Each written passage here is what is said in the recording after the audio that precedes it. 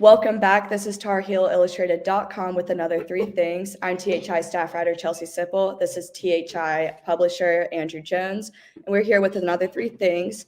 He is out at JMA Wireless Dome following UNC's loss to Syracuse, UNC 79 at Syracuse 86. So, AJ, the first thing we have in our Three Things is the Heels didn't defend. And let's talk about Syracuse's shooting. J.J. Starling was 9 and 15 from the field, shooting about 60% and 50% from the three. And Judah Mintz was 8 for 11 from the field, just over about 70%. And the Heels didn't defend. Didn't defend the drives, didn't defend the three, didn't defend the mid-range stuff. They didn't do anything defensively. It was a bad night. Hubert Davis tried everything he could possibly try. He dug into his how to play defense book to the very last page, and it didn't work. In fact, the one time it did work, he had a Cormac Ryan on Judah Mintz, and Mintz had so much success driving. Cormac tied him up. Mintz turned around, found J.J. Starling behind him, and Starling hit one of two. I don't think this was as much a miracle three, but it was a difficult three because it was with the shot clock almost winding down. Of course, Starling hit one from like 40 feet that banked off the glass that was just like Kyle Sterling's three from Georgia Tech a few weeks ago. His wasn't 40 feet, but it had the same sort of effect on the Tar Heels. That one stung them. And if you look at our interview with Armando Bacot outside the locker room after the game, when he was asked about that shot, just look at his reaction. Armando is a guy that's never at a loss for words. He was at a loss for words. He really had to sort of think about what he was going to say. I'm not sure he could. That's a stinger. They've got two of those in the last 2 weeks. It's 3 straight Tuesdays. There's a lot of work done here, so I apologize for all the noise. That's 3 straight Tuesdays they've lost. It's 3 straight Tuesdays they haven't been very good defensively. That's 3 straight Tuesdays that when teams want to drive, they've been able to drive. And that's 3 straight Tuesdays when teams want to shoot from three. They shot well from three. In fact, Georgia Tech, Clemson, and Syracuse, if I'm not mistaken, 29 for 61 from three-point range. That's almost 43%. If you go back and look at the 10-game win streak, too, or anything like that to the Tar Heels. I said on one of these three things 3 weeks ago, defense travels. We know defense is going to be with this team all along. The defense has not traveled. I was wrong. I thought this team had that makeup that it would go with them. I think they're getting tired, Chelsea. Yeah. They've looked like a tired team. Other than the Duke game, and I've said for years, the Duke game is a sidebar of the season. It's an event all unto itself. They played great that night, and I made the statement saying, you know what, for the first time this year, they look like a team that can cut down the nets. They haven't come close to looking like it in the 3 games since, and tonight they look like a club that would struggle getting out of the first weekend of the NCAA tournament.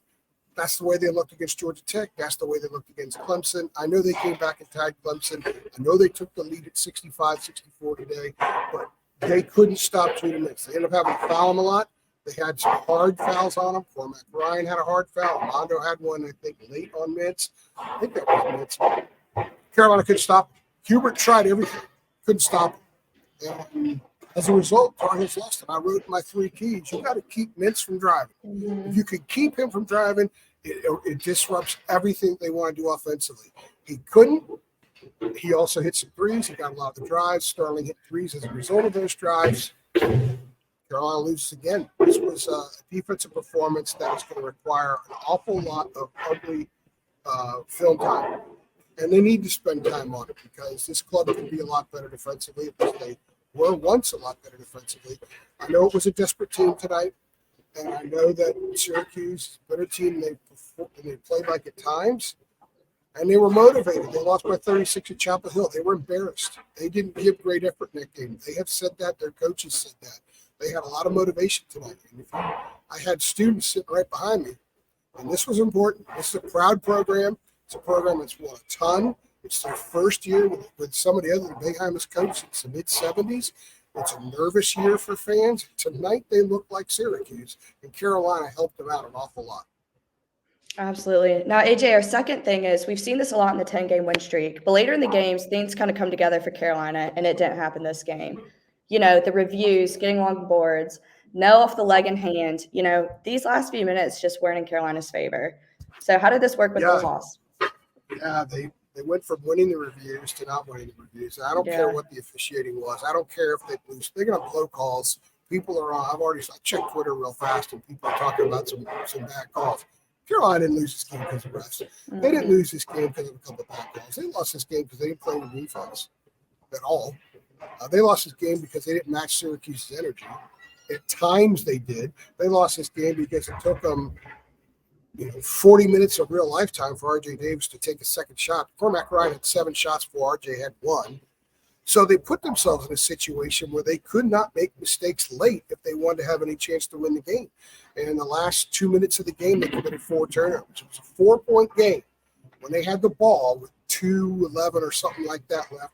And the first of those 4 turnovers occurred. What happened on the other end was Carolina they fouled, sent Syracuse to the free throw line. Q's left the door open a little bit because they weren't exactly knocking down all their free throws, but hit enough to pick up a 7-point win. And Cormac Ryan, ball off the hand, it goes out of bounds.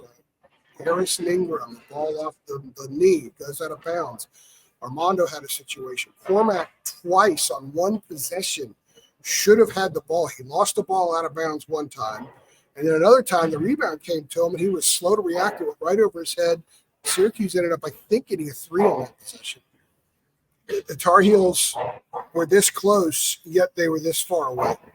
And they weren't in those situations being that far away during the 10-game win streak. They were applying runs to close out games by shutting teams down on defense and getting buckets when they needed to and hitting free throws on offense.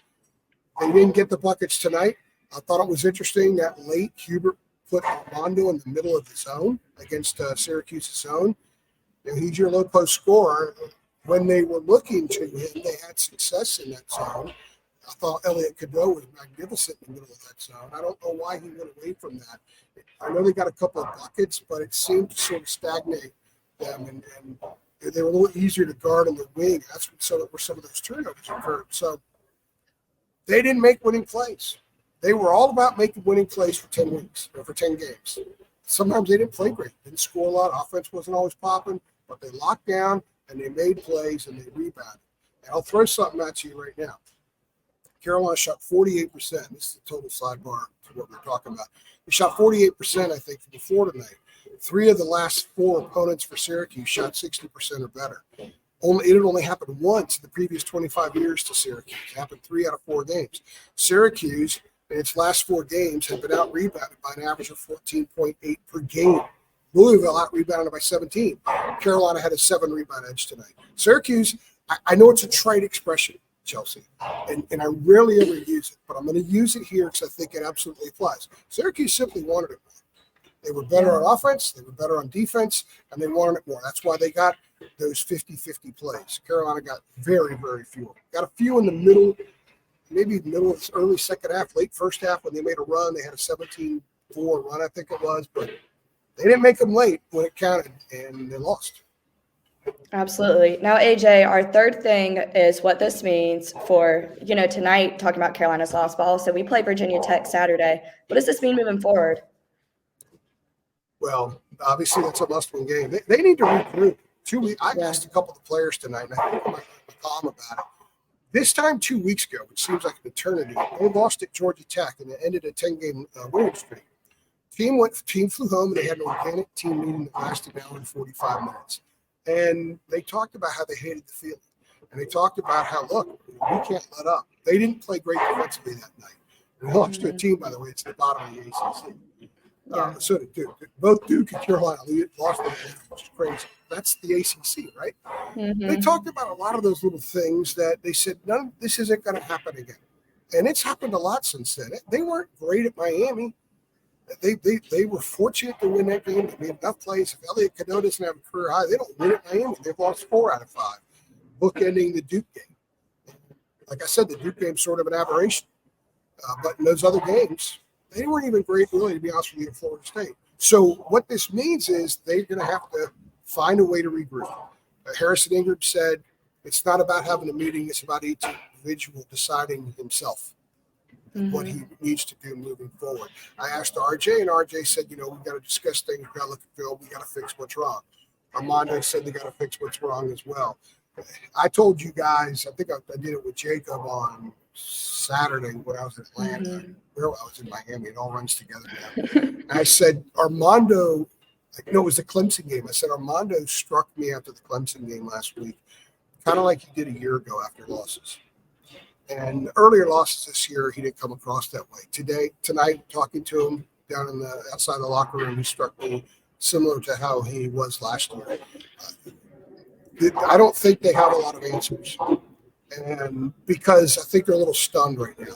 So Yeah. the open date that comes up next week, they could really use it right now.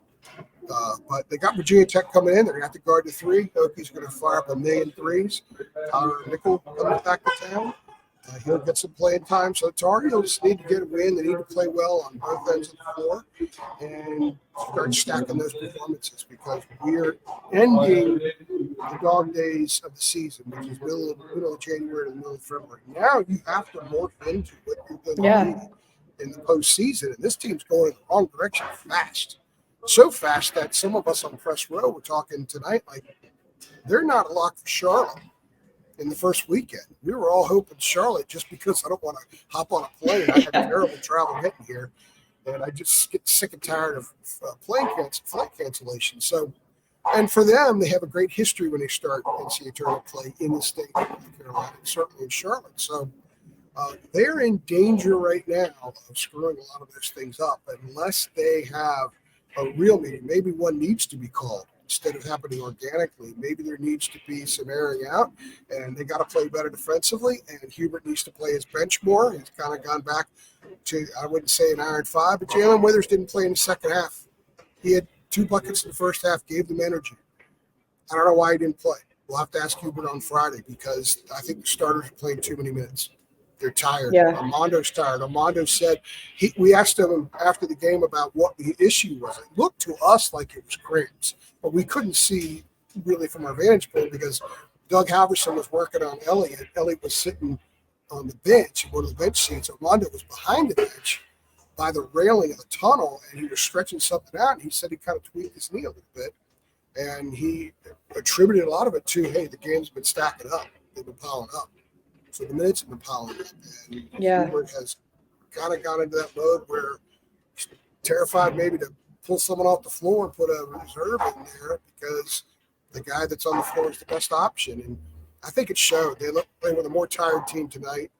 Much of the game, certainly late. I thought that they were more tired than Miami on Saturday. I thought they were more tired than Clemson last week. Maybe there was a psychological weight of a 10-game win streak. Maybe there was a feeling that they had achieved something, and the Clemson game for basketball was much like the Virginia game in football. Who knows? It's certainly kind of headed in that direction right now. So it's up to them to fix it, and it begins on the defensive end of the court.